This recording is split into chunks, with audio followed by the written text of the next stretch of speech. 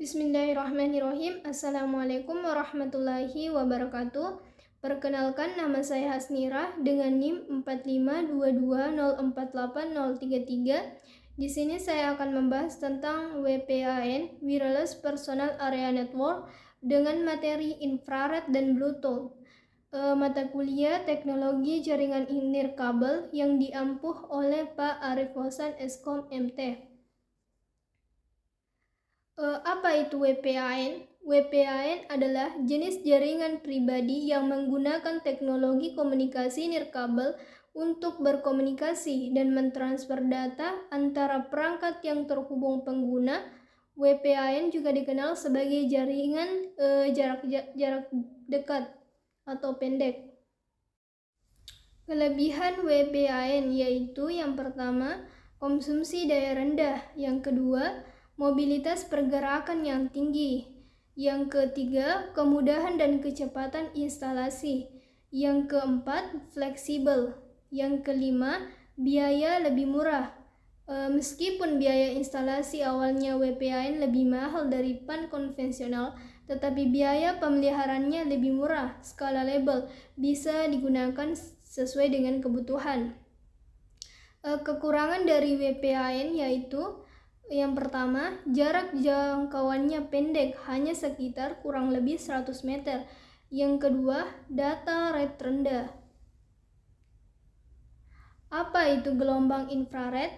Infrared adalah rentang frekuensi gelombang elektromagnetik yang berada di bawah cahaya tampak dalam spektrum elektromagnetik. Gelombang inframerah memiliki panjang gelombang yang lebih panjang daripada cahaya tampak, sehingga kita tidak dapat melihatnya.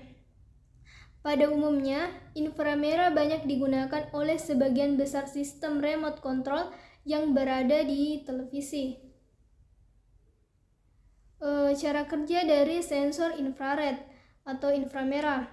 Sensor inframerah bekerja berdasarkan prinsip deteksi radiasi inframerah yang dipancarkan oleh objek atau sumber panas. Sensor inframerah dapat mendeteksi dan mengubah radiasi inframerah menjadi sinyal listrik yang dapat diproses lebih lanjut. Setelah mendeteksi radiasi inframerah, sinyal listrik dari sensor inframerah biasanya diproses oleh rangkaian elektronik tambahan.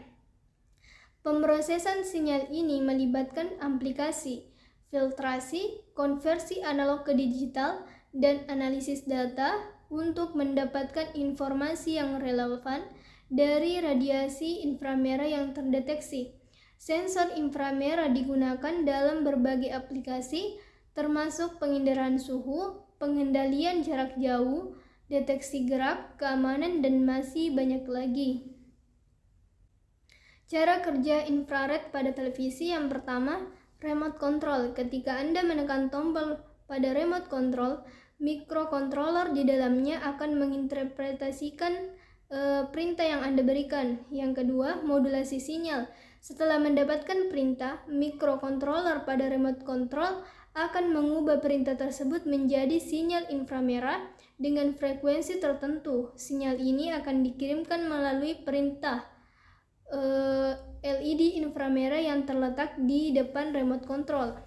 Yang ketiga, penyebaran sinyal. Sinyal inframerah yang dihasilkan oleh LED akan menyebar ke sekelilingnya dalam bentuk gelombang cahaya yang tidak terlihat oleh mata manusia. Sinyal ini terdiri dari serangkaian pulsa cahaya yang mengandung informasi perintah yang dikirimkan. Yang keempat, penerimaan sinyal. Di televisi terdapat sensor inframerah yang mampu mendeteksi sinyal inframerah yang diterima. Sensor ini dapat berupa fotodioda atau fototransistor yang peka terhadap cahaya inframerah. Yang kelima, demodulasi sinyal. Setelah menerima sinyal inframerah, sensor di televisi akan mendemodulasi sinyal tersebut untuk mendapatkan informasi perintah yang dikirimkan oleh remote control. Proses ini melibatkan penguraian pulsa-pulsa cahaya dan mengubahnya menjadi kode atau data yang dapat dimengerti oleh sistem elektronik di dalam televisi. Yang terakhir, setelah menguraikan sinyal inframerah, Sistem elektronik di dalam televisi akan menafsirkan perintah yang diterima dan mengambil tindakan yang sesuai, misalnya mengubah saluran televisi, menyesuaikan volume, atau menghidupkan atau mematikan televisi. Terlihat ribet atau sulit, tapi ketika dilakukan atau dipraktekkan akan jauh lebih mudah. Kelebihan dan kekurangan dari inframerah. Yang pertama, kelebihannya yaitu kemampuan dari infrared terbilang cepat dan tidak memakan banyak biaya untuk melakukan koneksi. Dengan menggunakan infrared atau inframerah, kita bisa mengetahui status pesan yang telah dikirimkan, apakah sudah sampai ke penerima yang diinginkan atau belum. Kekurangan dari inframerah. Yang pertama, hanya dapat digunakan untuk komunikasi suara saja, contohnya seperti untuk mengirim data antar komputer dengan laptop. Kita menuju ke Bluetooth. Bluetooth adalah sebuah teknologi yang memungkinkan terjadinya hubungan antara dua perangkat tanpa menggunakan kabel. Bluetooth pada WPAN memberikan kemampuan komunikasi nirkabel yang mudah antara perangkat-perangkat yang berdekatan. Hal ini memungkinkan transfer data, koneksi audio, kontrol jarak jauh, dan berbagai aplikasi lainnya dalam jarak yang terbatas. Cara kerja Bluetooth pada handphone. Yang pertama, pengaktifan Bluetooth. Anda atau kita dapat mengaktifkan Bluetooth di pengaturan perangkat. Yang kedua, pencarian perangkat. Setelah Bluetooth diaktifkan, handphone akan mulai mencari perangkat yang ada di sekitarnya. Perangkat lain juga memiliki Bluetooth yang diaktifkan akan terdeteksi dan ditampilkan dalam daftar perangkat yang tersedia. Yang ketiga, Anda perlu memilih perangkat yang ingin Anda hubungkan dari daftar perangkat yang terdeteksi. Handphone Anda kemudian akan mencoba membangun koneksi dengan perangkat tersebut.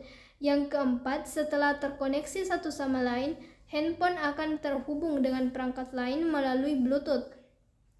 Koneksi ini memungkinkan pertukaran data antara kedua perangkat. Misalnya, kita dapat mendengarkan musik, mengirim file foto dengan perangkat yang terhubung. Yang kelima, pertukaran data. Setelah koneksi terjalin, handphone dapat mengirim dan menerima melalui Bluetooth. Yang terakhir, memutuskan koneksi. Anda dapat memutuskan koneksi Bluetooth dengan mematikan Bluetooth di handphone Anda atau memutuskan hubungan dengan perangkat tertentu yang terhubung dengan perangkat Bluetooth Anda sebelumnya.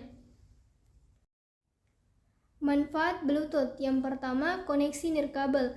Bluetooth memungkinkan perangkat elektronik untuk terhubung secara nirkabel satu sama lain tanpa memerlukan kabel. Yang kedua, transfer data. Bluetooth memungkinkan transfer data antara perangkat dengan cepat dan mudah. Anda dapat mentransfer file, gambar, video, atau musik antar ponsel, tablet, laptop, atau perangkat lain yang kompatibel dengan Bluetooth. Yang ketiga, penghubung perangkat. Bluetooth memungkinkan Anda menghubungkan berbagai jenis perangkat elektronik seperti handset, speaker, keyboard, dan lain sebagainya. Yang keempat, mendengarkan musik. Bluetooth memungkinkan Anda mendengarkan musik secara nirkabel dari perangkat seperti ponsel atau tablet ke speaker Bluetooth Anda atau handphone. Yang kelima, kendali jarak jauh. Bluetooth dapat mengendalikan dari jarak jauh, seperti mengendalikan presentasi, mengendalikan musik, dan lain sebagainya. Kekurangan dari Bluetooth. Yang pertama, jarak terbatas. Jangkauan dari Bluetooth hanya sekitar 10 meter. Yang kedua, kecepatan transfer data terbatas. Walaupun Bluetooth semakin hari semakin baik, tetapi bila dibandingkan dengan Wi-Fi atau USB masih lambat. Yang ketiga, konsumsi daya baterai. Bluetooth yang digunakan terus-menerus akan menghabiskan daya baterai. Yang keempat, kompatibilitas terbatas. Bluetooth dengan versi yang berbeda dengan perangkat yang terhubung, perangkat yang ingin dihubungkan akan memiliki masalah atau bisa jadi tidak terhubung. Yang kelima, kerentanan terhadap serangan. Itulah yang dapat saya sampaikan. Sekian dari saya. Apabila ada kekurangan, mohon dimaafkan. Wabillahi taufiq wal hidayah. Wassalamualaikum warahmatullahi wabarakatuh.